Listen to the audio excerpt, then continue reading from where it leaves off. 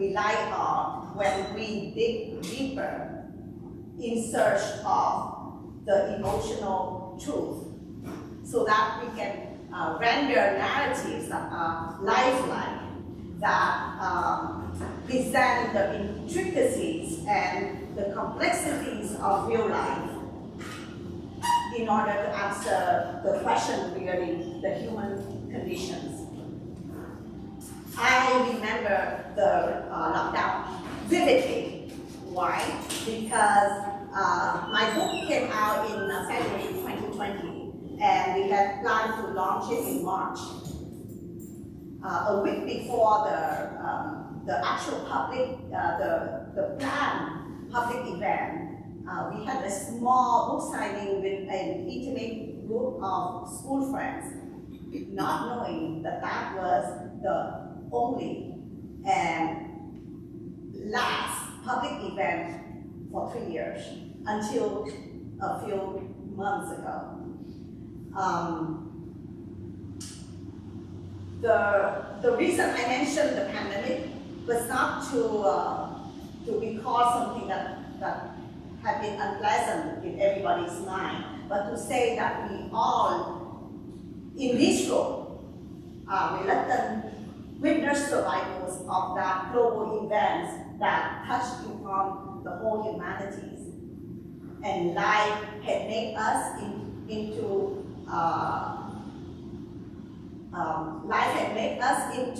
the victims of a circumstance that we did not have any warning about, which controls were out of our hands, just like what happened to my captors in Behind the Red Curtain when South Vietnam collapsed and fell into the hand of the North Vietnamese communists within a matter of only a few weeks. My private and personal accounts are among the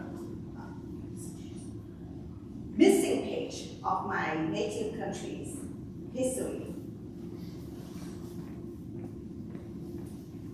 The truth is, history is often rewritten over by the readers. And without a setting such as this forum tonight,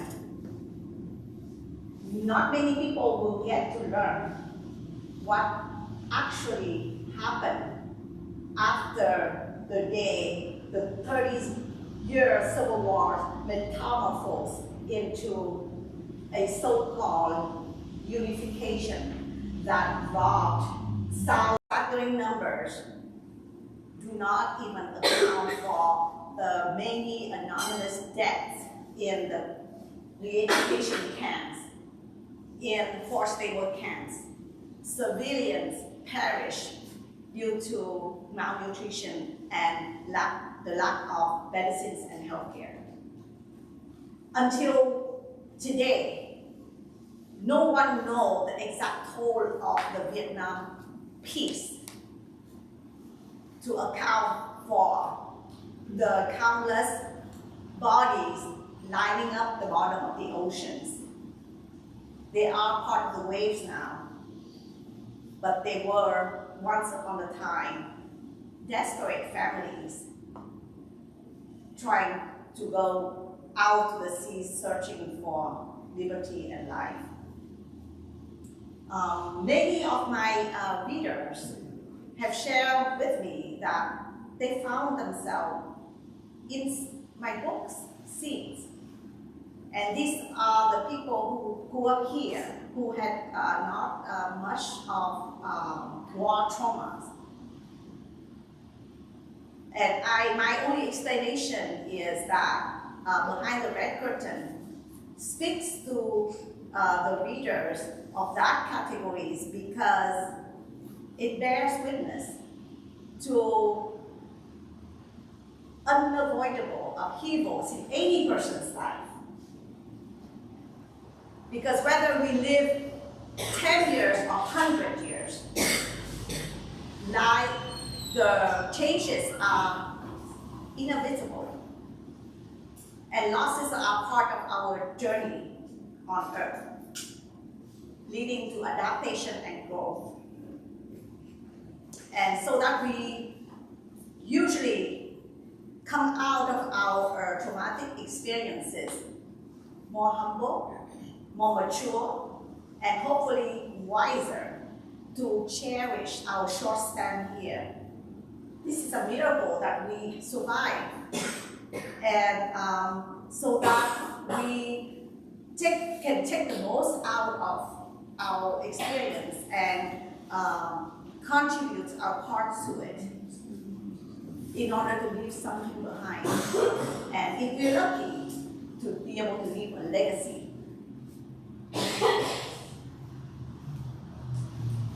I have come from a long way, and the fact that I am standing here tonight talking to you all is a marvel, because there seemed to be a wind of destruction that kept blowing through my life, trying to annihilate me even before I was born. My ancestors fled North Vietnam in 1954 to reestablish roots in Saigon, where I was born. And it is here that my story behind the Red Curtain begins. Up until that fateful day in April 1975, my life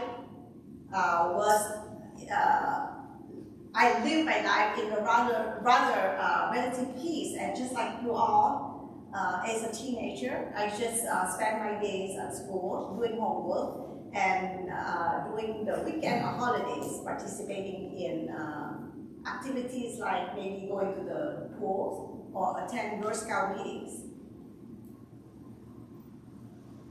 My parents had 9 children, 6 girls and 3 boys. I was fortuitously the daughter of a very hard-minded father who was somewhat balanced by his rather conservative wife. My mother, just like all Vietnamese women, reveres their male offspring. And so she reserved the education of her 3 sons to my father and the school system. But being a domineering woman with breath of fire, she reserved her boundless energy in the education of her daughters to school us in life skills and mold us into people precious being with who knows how to act safely around the opposite sex. Perhaps for the fact that I was born after 5-year gap from my older sister, so that I was the youngest of my parents' first litter and the oldest of their second litters, because as you know, once the baby factory was reopened, they could not stop it. So I had the most attention from both parents. All the loading from my father and all the scolding from my mother. My father had big ambitions for himself and for his wife and children. As a child, he was a studious one, and had it not been for his love of reading and learning, he would have been a priest, and I wouldn't be here. He had enrolled himself in the Catholic seminary, just like his older brothers, to become, to serve as a lifetime of priesthood. But he was caught many nights reading late past bedtime, and so with his constant disobedience, had to leave the seminary. After he married my mother, who was like most women of her generation in Vietnam did not even finish high school. He was the one who insisted that she finish her baccalaureate. And when she did, he encouraged her to pursue even further until she obtained her pharmacist license after many, many years, taking twice as long due to her childbirth every other year. So naturally, as we grew up, my father's envisioned that we all would be obtaining the highest professional degrees possible. And so according to this plan, my 5 older siblings were sent abroad to pursue their higher educations. And it would have been so for the rest of us until my turn, when Saigon was lost to the enemy. I was 13 when my bright future, and the safety of my remaining family in Vietnam crumbled and trapped us in fallen Saigon. My parents knew right away, due to their prior encounter with the communists, that our family life had changed forever for the worse. There wouldn't be any more study abroad in foreign languages or pursuit of higher degrees. With our social status, with my father's employment with a son, with our Western education, my mother's pharmacy, we de facto become the enemies of the new government. So there was no other choice but to leave at all costs. And most of all, we had to leave because we had to rejoin our half family abroad. At this point, I would like to read for you a redacted excerpt from chapter 21 of my book, Behind the Red Curtain, when the second attempt to cross the closed borders of Vietnam ended in disaster. My family, at this point in the chapter, was divided into 3 groups. My grandmother and youngest 2 sisters were left stranded in a seaborder town. And the group that my father was with was on their way to our boat when they had heard that their plan had been discovered, and so they aborted that plan because the local police was out after them. The tiny boat on which were my mom, myself, and my little brother Patrick died in the middle of the ocean. And we were luckily rescued by a fishing ship, but unluckily only to be delivered to the border patrol. Here comes chapter 21. Phu Quoc Island. It was really over. Our hope, our dreams, our future. The ship, like a victorious devil, jubilant with its new prize, bore us toward Phu Quoc Island. Its passengers, commuting merchants and islanders returning home, gathered around us and eyed our wretched shapes until deck officers dispersed the crowds. We were thankful to have survived. I could see a million thoughts coursing across Mom's face.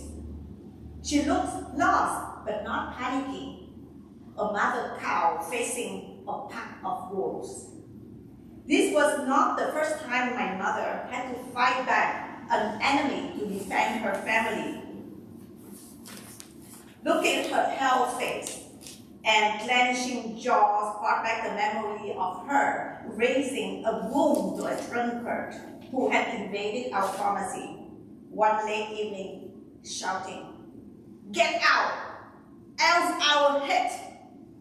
To scare the bewildered man further, she bellowed into the back of the pharmacy as if addressing to my father, who was never present at the pharmacy, which was Mom's territory. Bring me a gun, father! This criminal wants death. The witless drunkard fled her ferocity on the double. As we were left by ourselves at the front of the ship, she leaned closer to me and took off her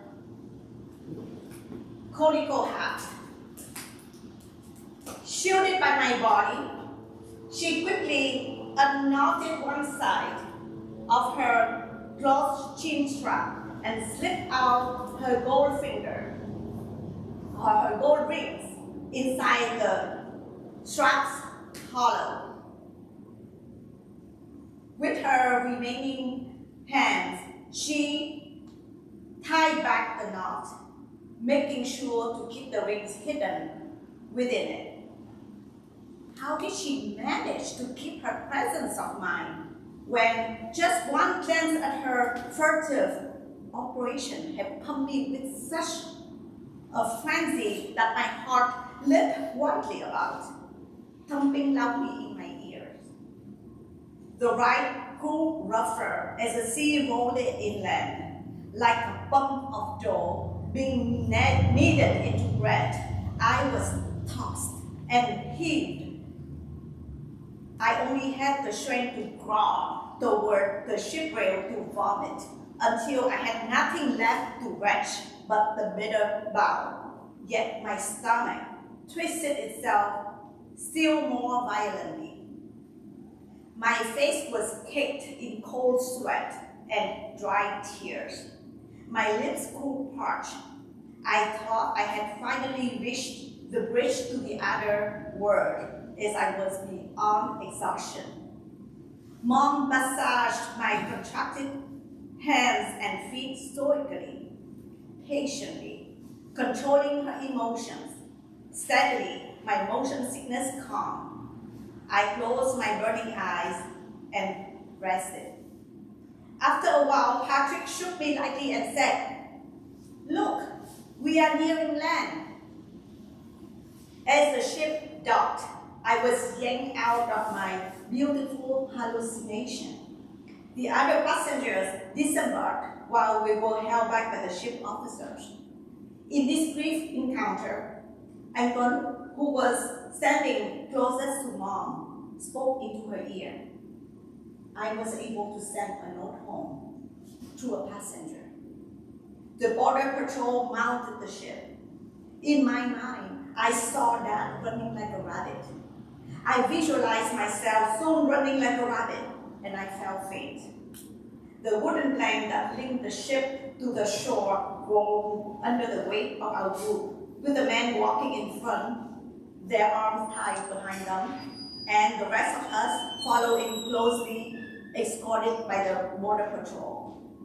The ground met my unsteady steps suddenly and continued to arch and slip under my feet. I startled when the ship horn blew loudly behind me, sounding its mournful dong. We were escorted into a village to a dusty lane by policemen with long rifles. From their dingy homes, villagers poured out to gawk at us. The little children pointed at us, shouting, "Escapees!" and ran off. The adults exchanged their gossip. They seemed to recognize the two fishermen, calling them by their names.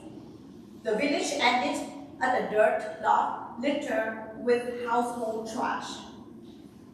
Beyond these, we passed through a wooden gate and entered an enclosed compound with raised barracks.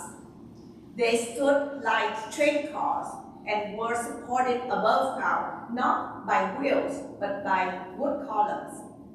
The small doors of the inner boxes were closed off, but from the open doors of the peripheral units, many female heads poked out. We were then led into a frame structure serving as a jail office and staff living space. The men were segregated. One by one, the women of our group were called in. I saw Mom take off her cone hat and leave it on the doorstep before stumbling inside. When she reappeared, she retrieved her hat and gave me a look I knew so well. A look that conveyed clearly, do what I do. How many times she had given me that penetrating, soul-reaching look when her guests visited our home and I butted in, babbling away our family affairs. Or when she had taken me downtown for a new dress, but had walked away from the shop without buying, and I had begged, had insisted. This time I did not fail Mom. I followed her example to leave my hat outside the door before entering the dark room. A young woman with a firm voice instructed me to follow her into an inner room. There she told me to take off my clothing, everything off.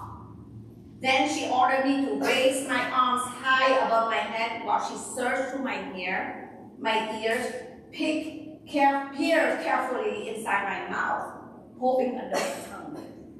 Then she demanded, jump up and down. Still unsatisfied, she made a last attempt, squat. I quickly obeyed, hoping for nothing worse. Wobbling out on shaky legs, I gathered my hat. Merciful Jesus, we outwit them this time to safeguard our goal and join the line of women behind the guard. We marched across a dusty courtyard toward the woman's cell. I had never seen a jail even in movies. The mental image that I had constructed from the descriptions in books like Papillon and the Comte de Monte Cristo was so frightening that when I stepped over the threshold of that simple wooden structure, the transition was to be only subtle. I was hardly aware that upon that step, I had lost my basic rights. Through that simple, unbarred door, I became a criminal, a state prisoner. Perhaps the last 3 years had prepared me for this. I had already lived a caged life, being dictated as to what school I should attend, what subjects I would study, or what thoughts I would utter. Does it matter to a bird where her cage is placed, inside a room or among the foliage of a garden? It must not have been so simple for Mom. This trip had already divided our family into 3 groups. Since their relocation to Guangzhou to wait for our departure, we had not heard any mention of the whereabouts of Grandma, Aunt, and Michelle. Dad had vanished from ours since that fateful night, and now the last straw. As we were let into our cell, the officer noticed that Patrick, although still a kid, was too old to stay with the woman. He was sent to the men's cell. My brother complied bravely, without shedding a tear. He simply picked up his bag and walked away from us, his small frame bearing his forsaken fortune. Unknowingly, my little cadet had lived over his adolescent years to cross into manhood. Following him were Mom's eyes, fastening onto the closing door that would sever the umbilical cord to her baby boy. Her favorite son, she kept her eyes on that door, as if by looking long enough, her gaze would penetrate through the wooden structure and assist my brother to safety. But no, behind the red curtain, there would be neither safe parting nor sound return. And although still childish, although still innocent, the little boy of 14 would act his role unassisted. Dinner was announced by the sound of a bell gong, struck 3 times from the staff housing unit. Following the veteran inmate's example, we scurried in our flip-flop to form 4 lines outside along the wall of the 2 female blocks. One by one, we sounded out our number. 1, 2, 3, with number 1 starting from the person at the front of the lines, until all the prisoners were accounted for. The last person added "and all" to her number. Then the person at the front sounded her request. "Present ourselves to the officer in duty. Request to go out for dinner." To this request, a young officer answered from his high post. "Request granted," and we moved to the kitchen. Each person picked up a bowl, which is a dry shell of half a coconut. Each prisoner, adult, child, woman, or man, was given an equal portion of food, the equivalent of a compacted bowl of rice and a few granules of coarse sea salt. That bit of glutinous sweet, slowly chewed, served only to tease my appetite, leaving me with a rumbling stomach. Days followed days and nights yielded to nights. We soon settled into the jail routine. We became part of the community of inmates, sharing one common bamboo platform, moving about as a unit, passing through the days of our long confinement without much thought, just letting them go by. We turned into seasoned prisoners in a short time. We would manage to bathe ourselves in a running stream, wash our clothes, and hang them to dry with time to spare for calisthenic exercises.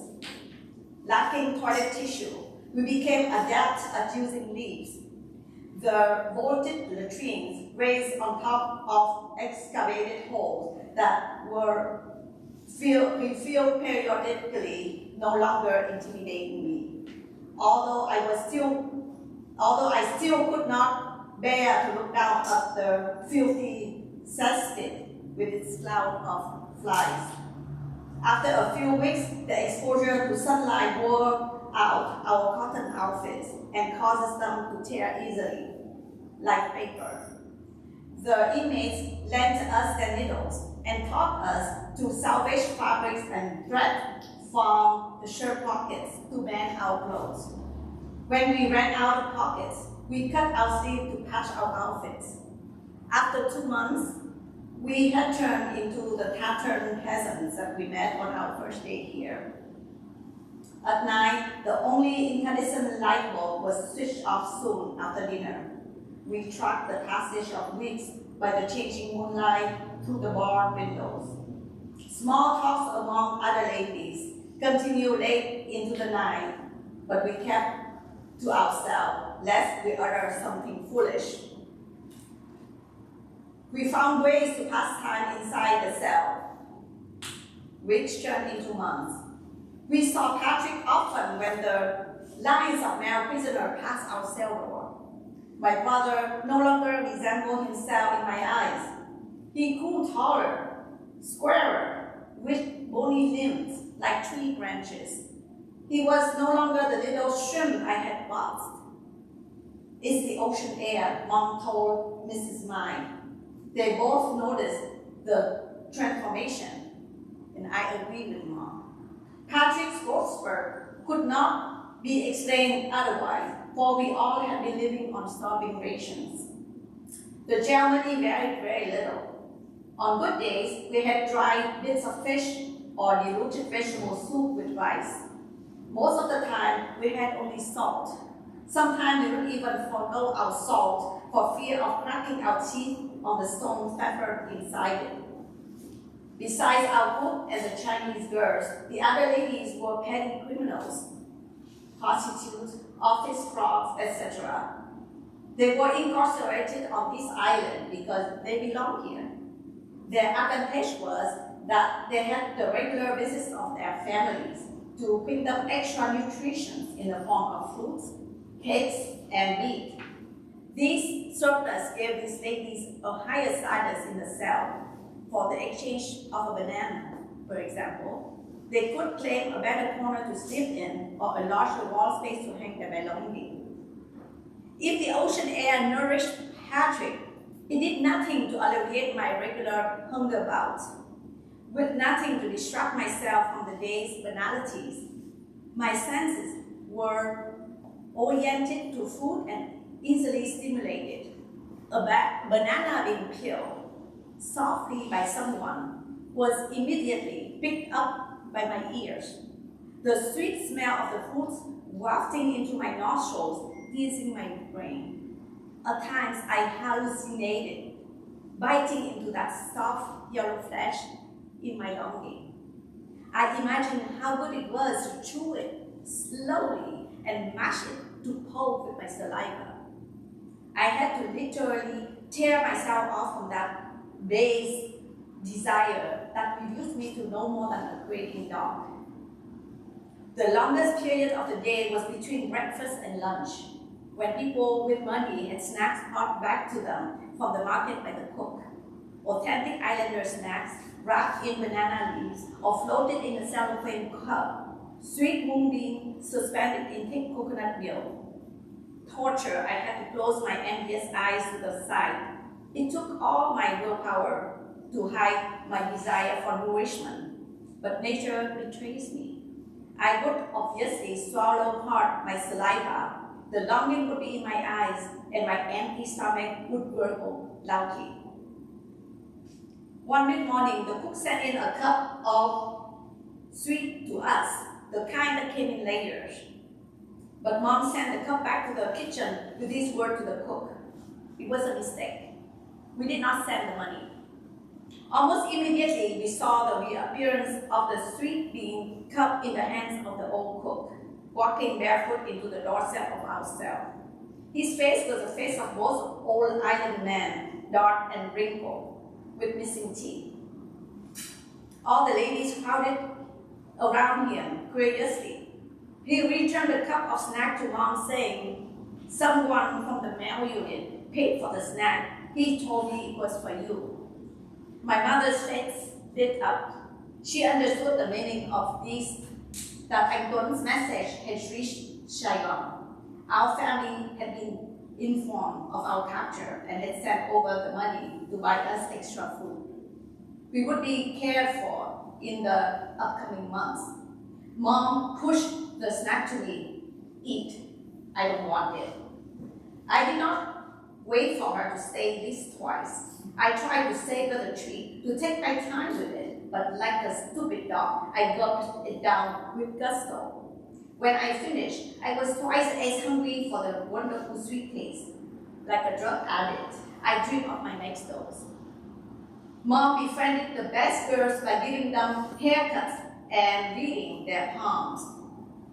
Owning an old coiffure salon was once her girlhood dream. The dream became pragmatic as she became her children's and husband's only hairdresser. Now, this manual skill made her useful within the illiterate female circle. Try as Mom did, she could not get these young southern girls to relate to her. She behaved too differently, spoke with an outrageous accent, and looked out of place. But with the trimmings of each lock of hair, the girls became friendlier with Mama as they addressed her.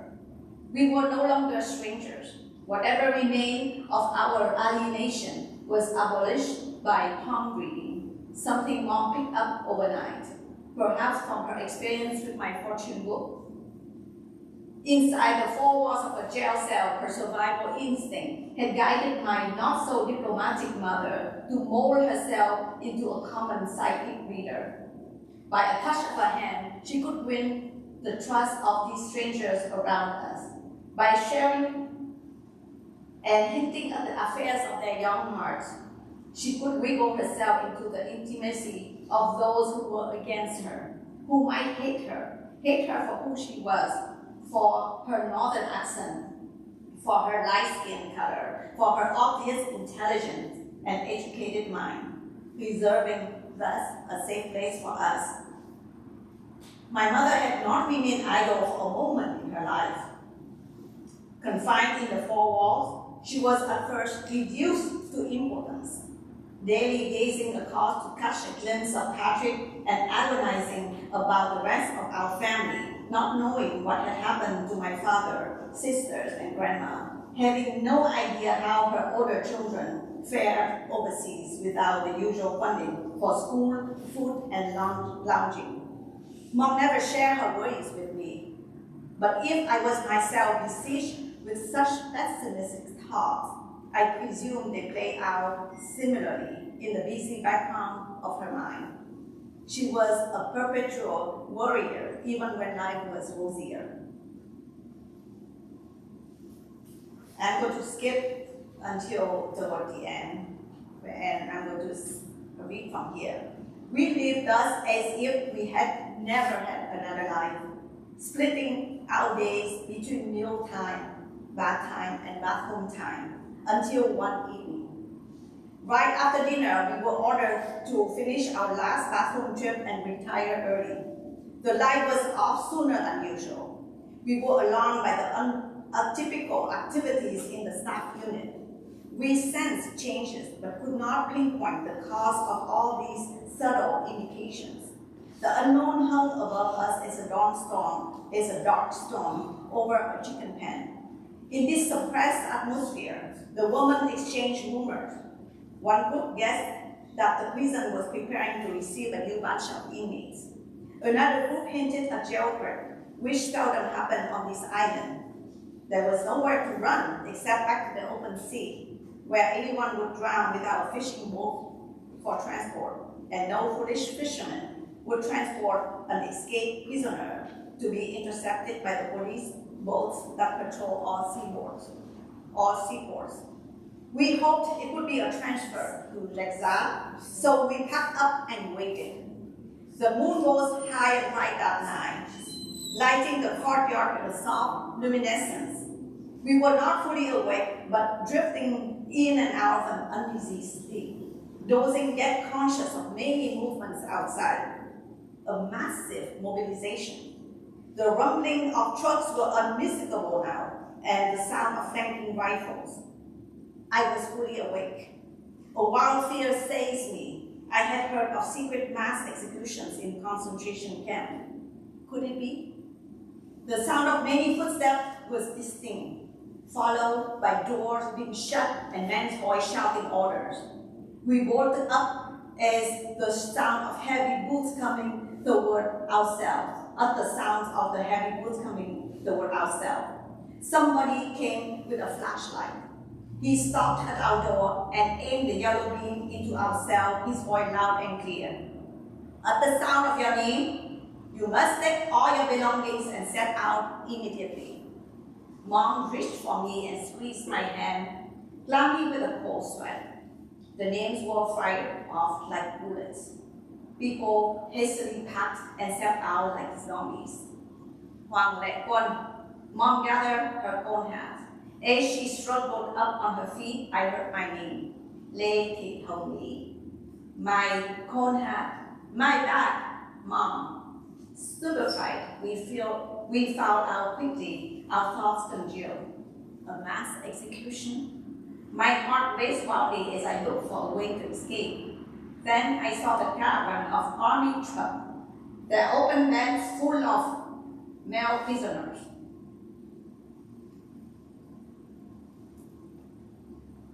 I tried to locate Patrick in the moonlight, and I was not certain he was among the men. Although there was a small feeling that could be him. We climbed up on the truck. The truck wheeled out heavily onto the unpaved roads. Within an hour, we recognized the seaport in a huge ship. This concludes chapter 21. We move on to the question and answer section of our event.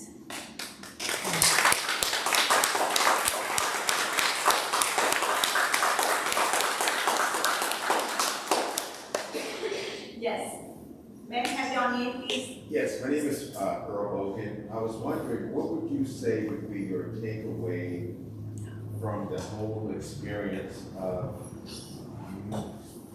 then until now? What would be your takeaway? What would be your lesson learned in that whole process? My lesson learned. Did you hear what he's asked? What I have taken away from the experience. So my answer would be that we fight for our life until the end. That's why no matter how, after this experience, no matter how bad life could be, we never give up because we have come to the bottom, and now the only way is up. Thank you. Raise your hand if you have a question. You can ask about anything. Writing.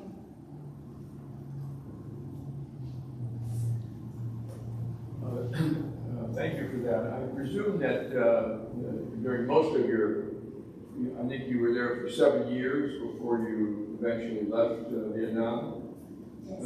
Much of that time, were you at home, or were you always in captivity? To answer your question, during that 7 years, we tried to escape the border 7 times. By sea, by foot, by any means. So much of that time you were at home in Saigon, is that correct? No. The first 3 years, because my father was the first one who was captured, we had to wait for him to come back home. So the first 3 years, we stayed put in our home. But after that, we was vagabonding because after the second escape, which is the chapter that I just read, we lost our home. So we just moved from place to place, waiting for the next escape opportunities. Could you talk for just a little bit about those first 3 years? So what was it like living in Saigon under the communist regime? I think that it's this question has to be answered with my book because I describe it very clearly. It's not something that I can tell you in one answer or one line. You have to read it to understand it.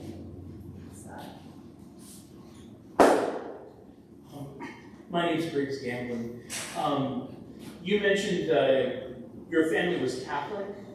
Yes. Now, but the majority of the country was Buddhist. Was that ever an issue for you growing up?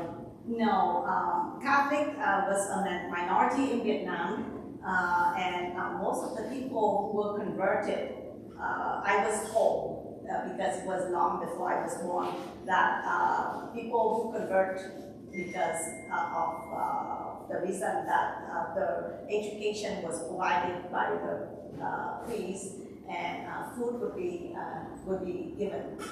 So during the 1930s, when the great economics, the great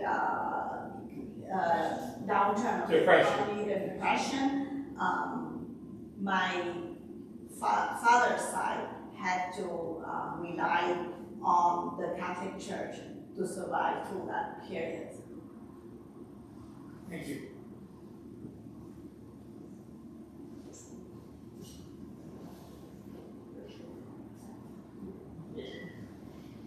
Hi, I'm Denise Bogan. I first want to say thank you for sharing this story. It's profound, it's important, and it's opened my eyes a lot, just that little part that you've read and the things that you've shared tonight, so I want to thank you. I'm wondering about the writing process for you.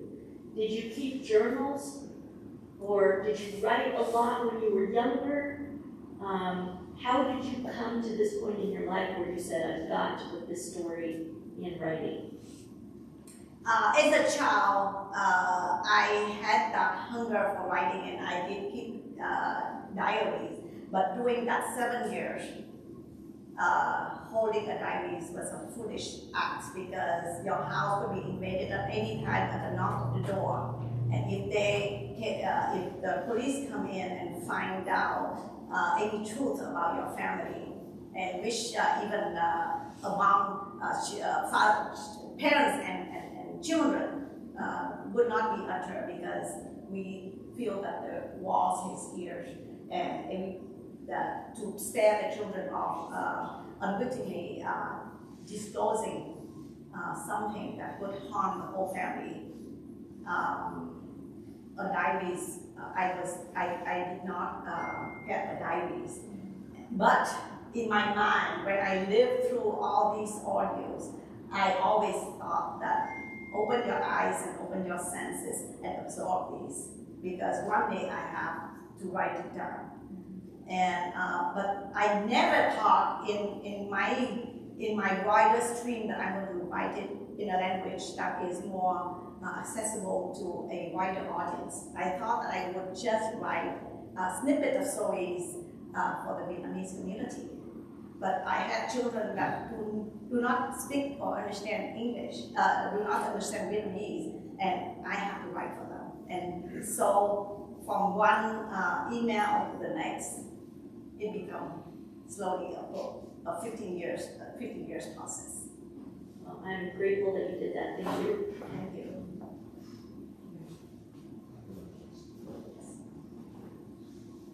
I have another question. I'm always full of questions anyway.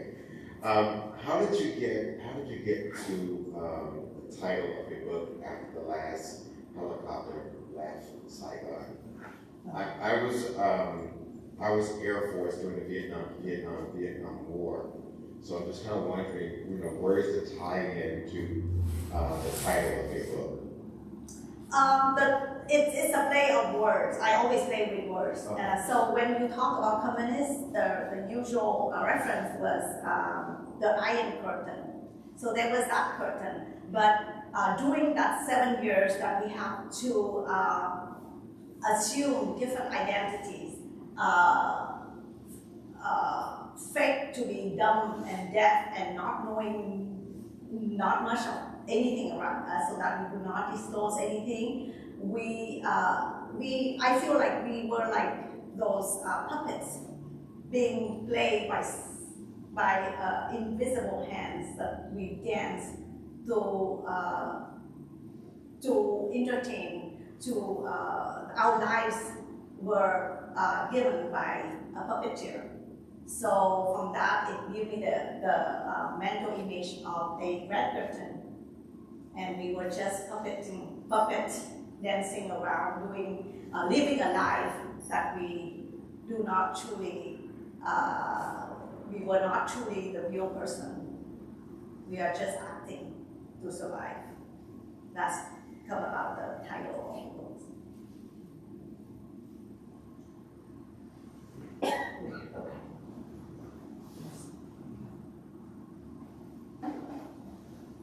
My name is Rachel. I'm mostly just wondering, when you came to America and rebuilt your life, was there something like, how difficult was it to hold on to your Vietnamese culture, and was there maybe something that you brought with you, like a value to America when you came here? Thank you, Rachel. When we left Vietnam, my father said to us, "Do not look back." And that stick with me. It's just like in the Catholic Bible stories that somebody said, "Do not look back, or else you're going to turn into to salt." So I took that to heart. The minute we get out, the first country that we landed in is not America, but in Belgium, where we have my sister. For 2 years we lived in Belgium, and then from there moved over to the States, where people ask me, and my father taught me that, where do you come from? He said that I am stateless, I have no country.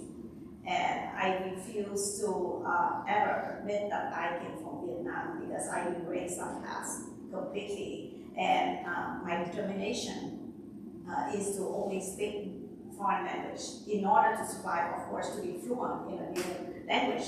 My father told me that unless you dream in the language of this country, you cannot survive.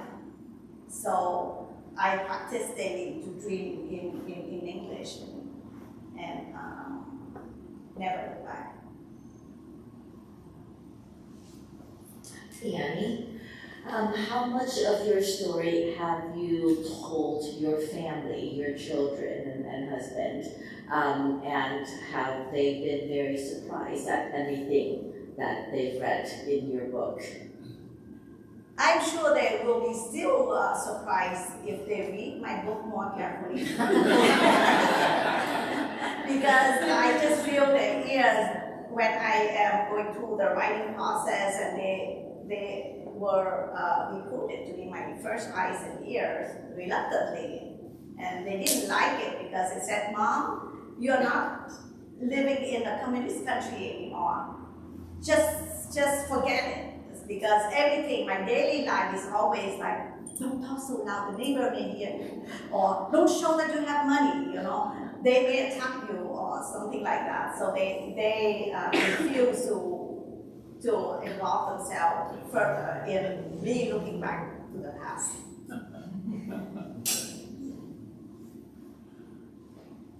Anyone else? Yeah.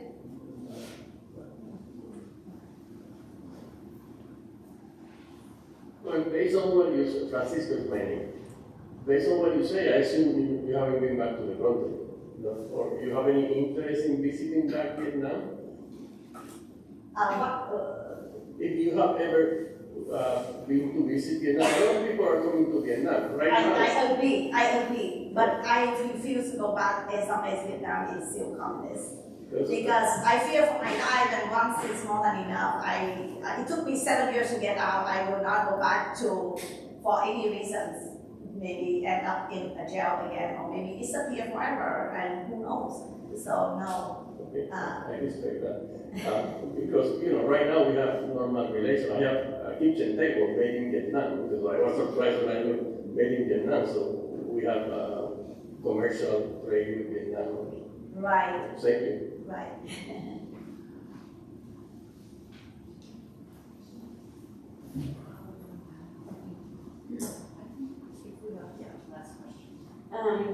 I'm interested in how your faith played a part in your surviving this harrowing experience. I think it plays a lot in our survival, because my father. The reason I always mention my father is because he's a Catholic, the original Catholic. My mom converted from Buddhism to Catholicism only after marrying him. So to her, she only followed. But my father is an authentic Catholic, but he is not the one who daily go to church or preach or read the Bibles. His practicing his religion is very simple. If you are in trouble, say 3 Hail Marys. That's all you need. And at the most traumatic events of his life, when we were caught, or when he witnessed the death of my uncle, his oldest brother, or his mom, after one of the failed escape, the only thing he did was the cross and 3 Hail Marys. And we follow that examples. And I am not a very practically Catholic, but in deep of myself, that's what sustained me through moments of darkness. Because when it's bad, I was saying that I'm paying for my sins. And when it's good, I say thank God. Last question. I would like to say that I agree with the author when she said that she never went back to Vietnam. I was among the lucky few who came out before, on the 26th of April, before the Vietnam communists took over South Vietnam. But I never came back to Vietnam because it was such a traumatic experience. And to tell you that I agree with the author, the endurance, the determination, and the resilience, and the fight for survival that the Vietnamese had encountered. I would like to say a word about 1,000 years we were under Chinese domination. But we fought back and we won over. And we were 100 years under the French colonization. We fought back and we won. And we were during the 5 years of Japanese occupation, and they left. And the last Vietnam War or American War, the communists cheated with the Paris Peace Accord, and they cheated the whole world, and they took over. They took over instead of peace accord as they agreed upon. They took over and they won over. And for the past 48 years, how many people have endured communism, under communism, and imprisonment? So I think that the author, who had suffered so much during 7 years under communism, had to be commended. Let's give her an applause.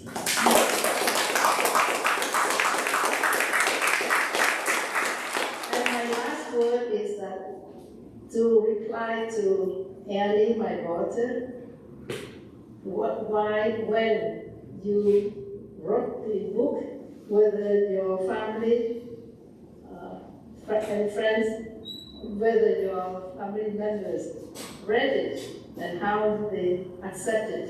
I wrote a book myself. Why?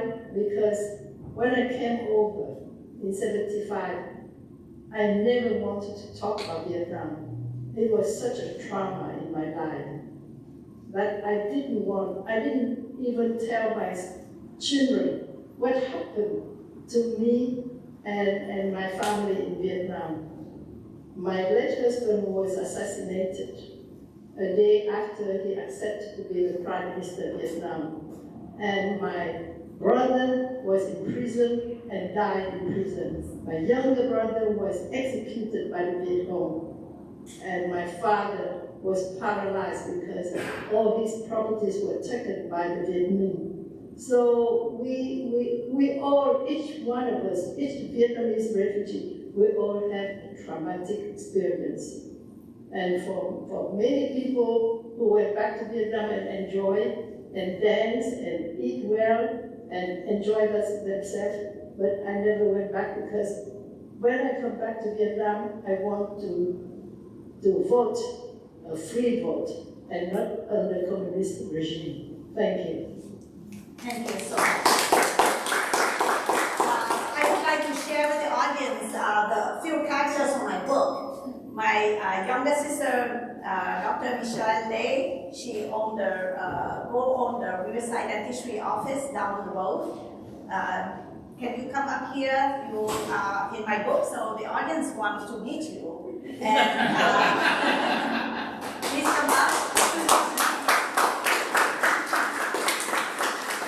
And the second person in the audience is my other sister, Dr. Ann Lay, from the Golden Age Dentistry, also in Riverside.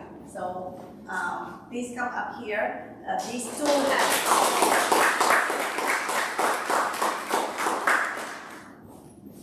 These two have suffered a lot, but they didn't understand what they went through. They thought they went through a fairy tale, so they are just acting like Cosette in Vietnam.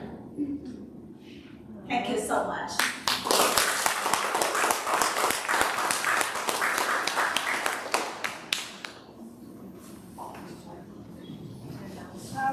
I would like to, I will be there signing, and if you want the books, today you will get a very pretty bag with the book mark with the books. So I'm going to be back there to sign the books if you want to. Okay. So thank you, Hong Ni. Thank you to our audience. Please meet Hong Ni back there, and we have delicious Vietnamese finger foods and cake that is being unveiled right now for her birthday. This is happy birthday.